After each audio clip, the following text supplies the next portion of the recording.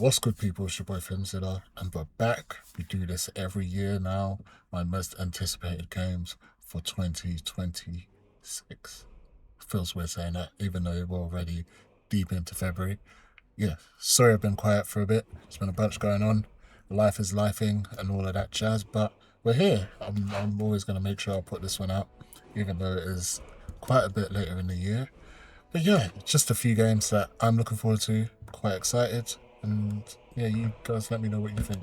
Let me know what you're looking forward to as well. First up, I don't think anyone has to say this. I think this is absolutely obvious. But the first game I'm looking forward to in 2026 is Grand Theft Auto 6.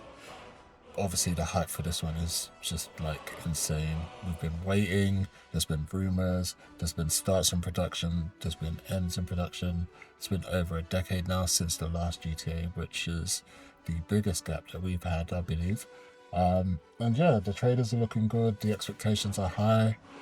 I'm not so much worried about the GTA Online aspect. That's never been my favorite part. Like, I'm just a big GTA fan. From GTA 1 and 2, all the way up to GTA 5 now. Also, one of the first games as like a gaming journal that I ever got to cover and work on, thanks to Rockstar. So, really, really looking forward to this one. I'm just excited. I'm looking forward to the game anyway. Second, we've got Light No Fire. Um, Obviously, this one's a bit more niche, but if you know me and you know this channel, I've been saying, this is my most anticipated. I've been saying that for 2 years now. The game hasn't come out. But I am not mad at the delay. I think Hello Games are trying to learn from their mistakes with No Man's Sky. But obviously, this is a big open world survival RPG with co-op elements as well. The game looks good. Obviously, we've only had one trailer, but it's still hitting. Still excited. This game is apparently going to release this year, but I'm not holding my breath for that. I think they're just going to drop it when they drop it. But I just know that this is going to be big. Whether people realize it or not, it sells a lot. I still think it is kind of niche. No Man's Sky left like a bad taste in a lot of people's mouths, and they never actually went back to it and got to experience how the game had developed from release. But yeah, definitely my top five of 2026 releases if it releases. Up next, we've got Mouse PI for Hire, which is an FPS, but it's like, I think this is post the Steamboat Willie copyright expiring. It's a indie FPS action adventure game. With the obviously with the Steamboat Willie visuals, like the black and white animation. It just looks really fun. It looks like a quirky game, but built on like a good backbone, like maybe some mild storytelling elements, but great visual prowess, and what seems to be like a decent shooting mechanic as well. So yeah, I'm definitely looking forward to that one. Next up, we've got another heavy hitter. This is 007 First Light. And this one's coming soon. I'm actually very, very excited for this one. This is IO Interactive's take on the James Bond franchise. And we haven't had a James Bond game in such a long time. We haven't had a good James Bond game in, I'd say, probably 2 decades. The trailers for this have actually been immense.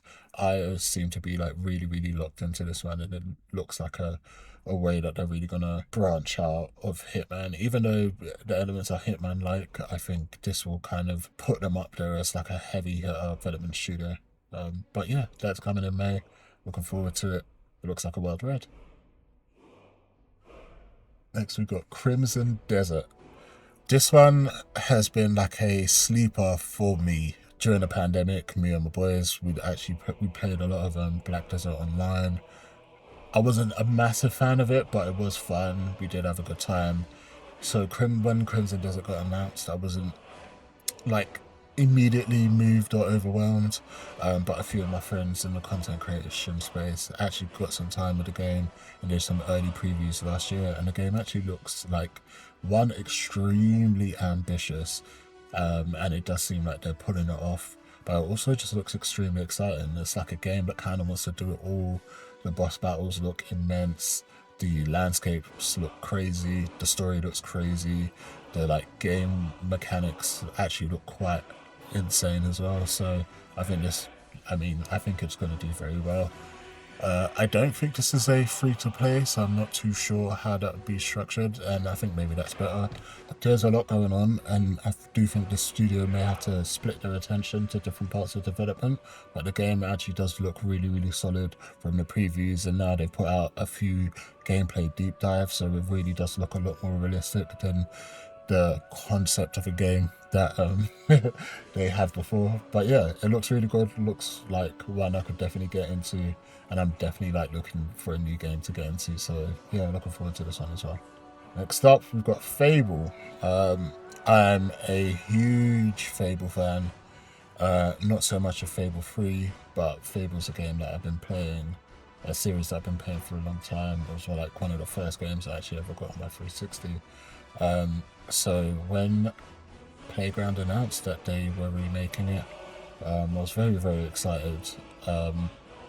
A third-party development studio that I used to work for, worked on some early concepts for this. So it's a game that's been like in the back of my mind now for, gosh, coming up to 5 years. And yeah, I'm really excited to see what they do. The deep dive at the Xbox Game Showcase made me like even more interested. I'm not trying to peer into too much what the story would be, but reviving this franchise I think is going to be critical for Xbox. I do believe it is dropping on the PlayStation day one as well. So yeah, I think this game more than anything will actually give an insight into the direction that Xbox and Microsoft are going into when it comes to their first party titles. So yeah, this should be good. Invincible Versus. I was super excited when this got announced. I believe it was at the Game Awards. I'm not sure if it was the Game Awards or another one of the showcases around that time, but you can check back on my channel to see which one that was. But yeah, it looks like a decent mid-level entry fighter with a great IP behind it.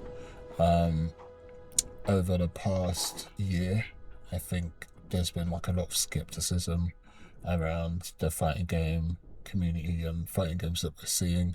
Not all of them are solid. A lot of them seem to be coming out in just a not complete state. So I have my doubts, but this game did look solid. I wasn't able to get into the beta for Invincible Versus that dropped a few months back, just because of the way the sign-up system was. It seemed a bit weird, but I'm definitely looking to get into that. I want a decent fighter that's competitive, but also just a lot of fun, because I think that's probably what's been missing from the fighting game community recently, is that games are coming out with the sole intention of being competitive so that these companies can market and reap revenue from it from years to come. But I think fighting games in particular need to get back to the basics of actually just being fun. Speaking of fun fighting games, we've got the hidden ones. The hidden ones, we don't have much information on the release date. It's a mobile and PC arena fighter based on Chinese anime, which I cannot entirely remember the name. I'll put it in the edit, but it looks like it's a game with like a rich background, rich lore. There was alpha test last year, which I really enjoyed. It was something that was like instantly competitive, but also instantly fun as well. And it's not too crazy to like understand the mechanics around it. So that was a good time and had me looking forward to it. Okay, so next up is one that's very near and dear to my heart. If you know me, if you know this channel, you know I'm a massive Star Wars fan.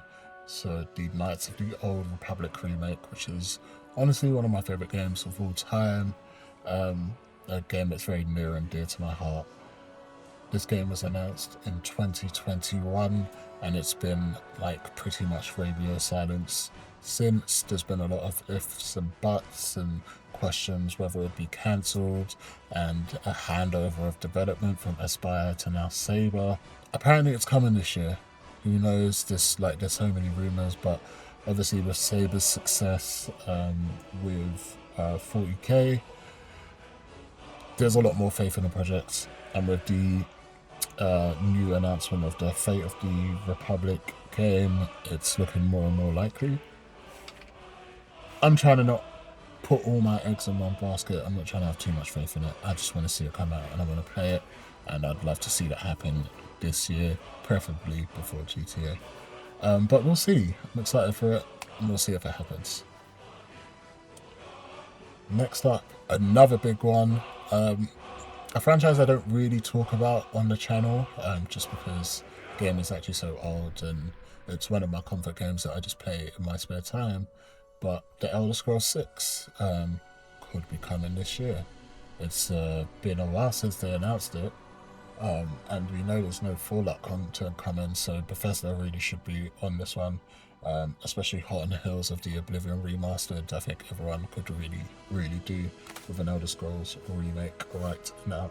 Elder Scrolls remake, Elder Scrolls 6, Elder Scrolls 6. So yeah, we've had absolutely nothing besides that teaser reveal.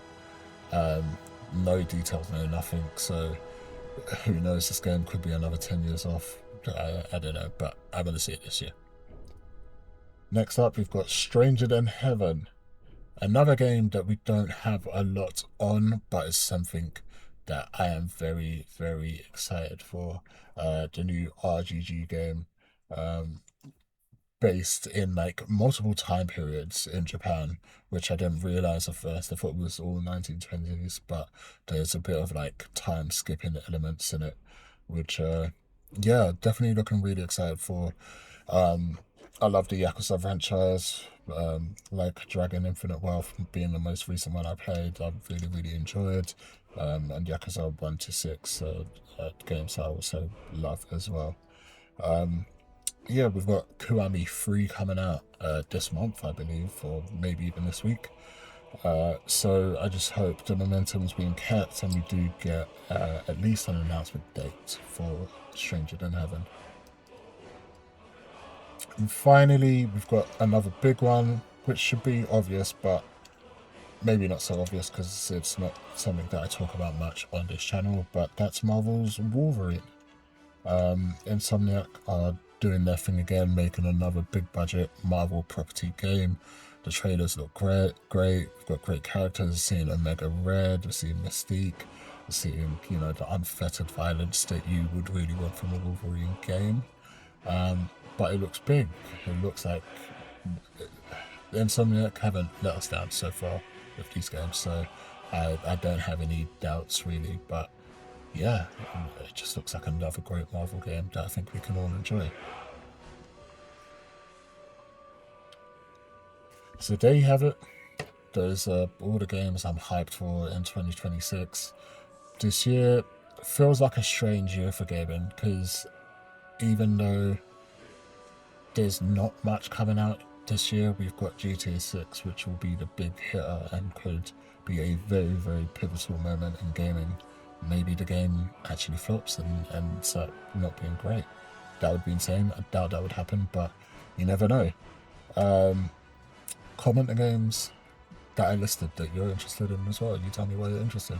Comment down below the games that I haven't mentioned and you're interested for. And even comment if there are games on there that you do disagree with. Yeah, I hope you liked. Smash the like button, subscribe, and I'll see you next time. Peace.